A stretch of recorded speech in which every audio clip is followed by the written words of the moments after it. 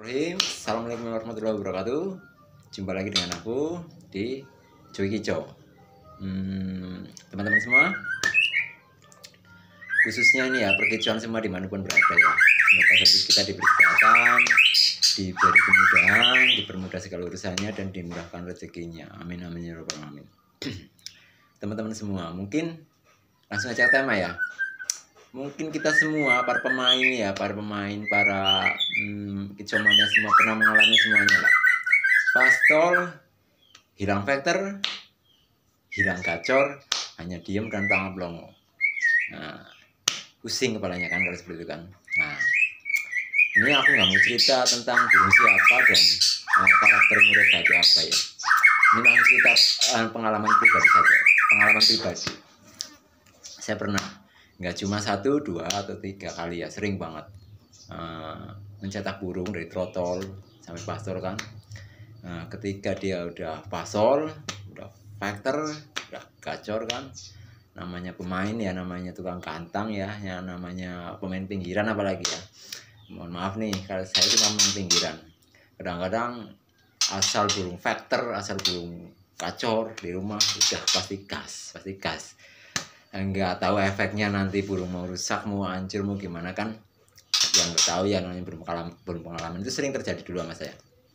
Nah, sama saya teman-teman, pertama begitu saya mempunyai pastol tuh gacor vektor, wah kan senang banget tuh, kantang jalan. Nah, kita 1 minggu wah kencang lagi, kantang lagi. Pas tiba satu waktu teman-teman,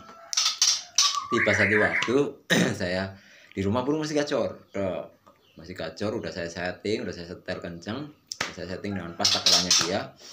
Nah, saya bawa kantangan sampai di lokasi. Biasanya tuh burung ketika sampai di lokasi saya turunin, saya buka gendongannya, tasnya tuh, saya tinggal ngopi di warung sama teman-teman, saya tinggal ngobrol sambil nungguin mulai, sambil beli tiket ya. Itu burung, saya ngopi itu burung udah kenceng di dalam kerodong, udah kenceng, kok tiba-tiba itu kok diem. Nah, sampai detik-detik udah mau naik ya teman-teman ya, udah mau naik, saya udah beli tiket. Nah, saya kan panik ya, saya udah panik, udah saya buka kerodongnya, saya saya colok lagi, saya jangkrik, kasih ulet Hongkong, kok diem aja ya. Udah saya masterin, kok diem aja, udah saya terapi di tempat yang agak sepi, jauhin, gak rame, bolak-balik, udah panik nih. Nah, karena udah terlanjur kegantangan ya, saya panik, udah beli tiket, waduh gimana nih ya, namanya pemain pinggiran ya, udah nyampe gimana lagi ya, alhasil tetap dinaikkan. Nah, setelah dinaikkan ternyata apa sih teman-teman, burungnya yang melongo, diem, masih melongo, diem, pelangap pelongo. Lah, ini nih di sini nih, kan waduh pusing ya, waduh ini gimana nih, gawat nih, burung kayaknya drop mental ataupun rusak mental, kata saya gitu. Lah, setelah ya udahlah, cuma satu sesi saya naikin, saya godong, saya bawa pulang. Ketika sampai di rumah, enggak seperti biasanya, dia tetap diem, pelangap pelongo ya. Kalau aku di rumah kan nggak cuma 1 ekor ya, ada murai yang lebih gacor lagi. Biasanya kalau dia pulang dari kantangan, di rumah kan burung punya tuh, yang satunya yang di rumah.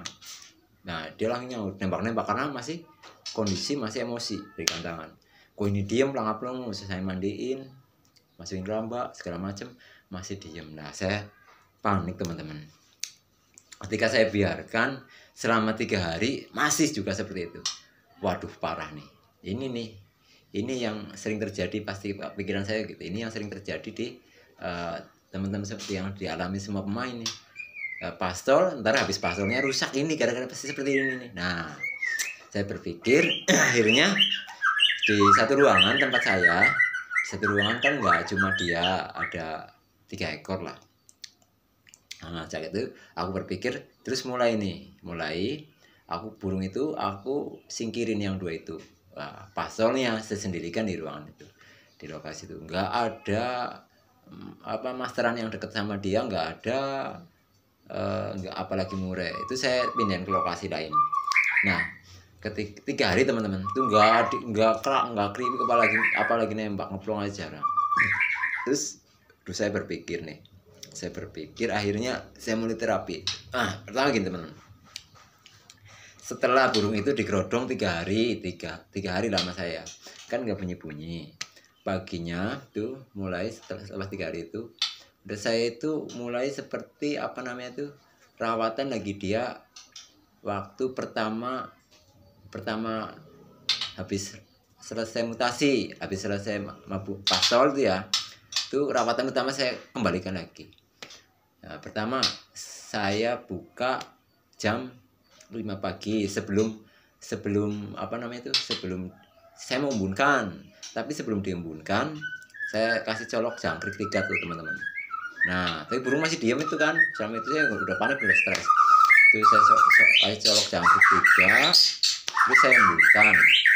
Tapi ya saya embunkan keduanya ya, biarkan sampai matahari terkena sinar matahari lah, penyemur sedikit itu kena sinar matahari. Jam 7 saya turun lagi, saya ganti air minumnya, saya masukin purnya lagi, saya kasih jangkriknya biasa dia kan takaran 5, saya tambahin lagi jadi 7 atau sampai 8, terus saya kasih kroto. Terus saya angin-anginkan sebentar, jam 8 lah, habis jam 7 kan kita masih makan, jam 8 kita kerodong, terus kita sendirikan lagi dia, istirahatkan dia di ruangan. Terus ini trik saya, jam 12 saya kasih kroto setengah sendok teh teman-teman. Ini pemikiran saya aja ya, biar dia itu ada apa namanya semangat ya. Kroto kan kadang-kadang buat seger juga kan di burung kan kadang-kadang. Pemikiran saya sebenarnya sih eksperimen ya, coba-coba ya. Jadi siang jam 12 saya kasih kroto setengah sendok teh itu, terus saya kerodong lagi sampai sore jam 4 lah ya, saya keluarin, kasih makan jangkrik lagi teman-teman, kasih makan jangkrik lagi 7 sampai 8, terus saya angin-anginkan, saya kerodong. Seperti itu berjalan hampir seminggu lah, kurang lebih seminggu. Itu burung pas terakhir dikeluarin, pas diembunin itu udah mulai dia buka suara, mulai kenceng-kenceng. Bahkan sekali keluar tembakan, faktornya dia keluar lagi. Tapi di ruangan itu belum ada murai lain selain dia. Nah, sebelum saya ngeluarin burung-burung masteran atau burung yang lainnya itu, dia udah saya keluarin duluan kan, selama terapi itu, biar dia biar dia itu yang paling awal bersuara. Nah, setelah saya amati ternyata pengembunan itu memupuk mental dia ya. Selama saya embun selama seminggu dan EF-nya saya tambahin siang itu kroto selama seminggu, ternyata dia pulih lagi. Setelah dia pulih normal ya teman-teman ya, baru tuh saya setel pengumbaran. Oh iya teman-teman, selama 1 minggu itu nggak kita setting mandi. Jadi setelah jam 8 dikerodong itu kita kasih cepuk yang gede itu, yang kasih air, biar dia kalau merasa, jangan dipaksa mandi. Kalau dia tubuhnya panas, badannya panas itu biar dia mandi sendiri, biarin dalam kerodong. Aku nggak setel mandi dia paksa masukin kerambang, enggak. Selama 1 minggu.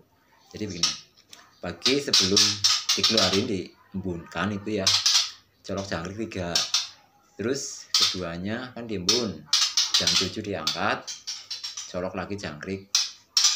Dia settingannya biasa 5, saya naikin dari 7 sampai 8. Terus saya angin-anginkan, ngasih mati sebentar, saya kerodong. Jam 12 ya, saya kasih kroto setengah sendok teh. Terus kerodong lagi jam 4 sore mulai ya, sampai jam 5 kira-kira lah ya, kita buka kerodong, angin-anginkan, colok lagi sampai 10, sampai kita kerodong lagi. Masuk di rumah itu selama 1 minggu. Dan hasilnya setelah 1 minggu teman-teman, ternyata pas dikeluarin pagi-pagi itu dia pas baru buka keloton dia udah badannya udah masam. Ya kurang lebih 1 minggu lah, hampir 10 hari, kurang lebih 1 minggu waktu itu. Ya coba aja teman-teman kalau mau menggunakan cara saya seperti ini ya, siapa tahu pas di burung teman-teman, siapa tahu ini kan cuma pengalaman, ini bukan ilmu, bukan apa ya, ini cuma pengalaman, cuma berbagi pengalaman, siapa tahu pas. Kuncinya kalau burung seperti itu hanya lelah teman-teman, capek dia. Nah pastor kan ketika dia kerja di lapangan, dia neken, dia marah, dia keluar materi, dia nggak kontrol.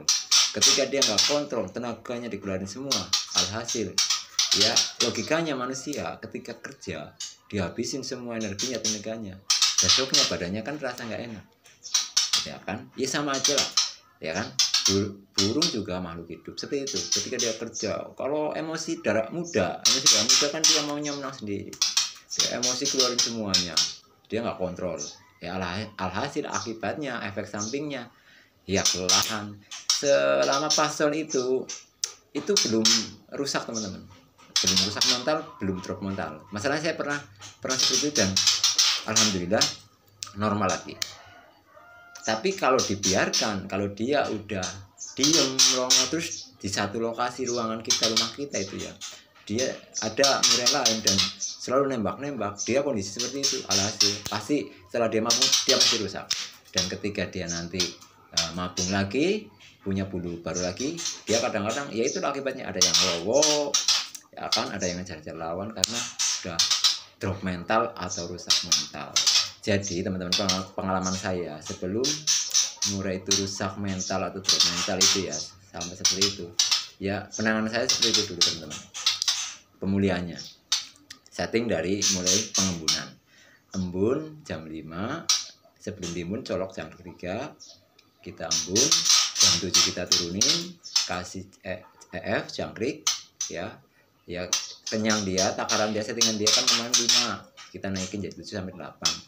Terus jam 12 kasih krotos setengah sendok, kodong lagi, sore kita menaikkan EF-nya jangkrik lagi. Itu selama 1 minggu teman-teman. Ya alhamdulillah pernah itu, dan sampai sekarang bulunya masih teman-teman, dan sudah mabung sampai 3 kali. Ya sering buat main aja, kita kan cuma pemain pinggir. Alhamdulillah sampai sekarang masih fighter. Seperti itu teman-teman, ini cuma pengalaman bukan ilmu. Semoga bisa diambil yang positif, yang negatif jangan dipakai, nggak masalah. Kita kan cuma sekedar sharing seperti itu. Semoga bisa dipahami. Sampai di sini video ini dulu ya teman-teman, besok mungkin ada video-video yang lain. Semoga bermanfaat. Assalamualaikum warahmatullahi wabarakatuh. Factor.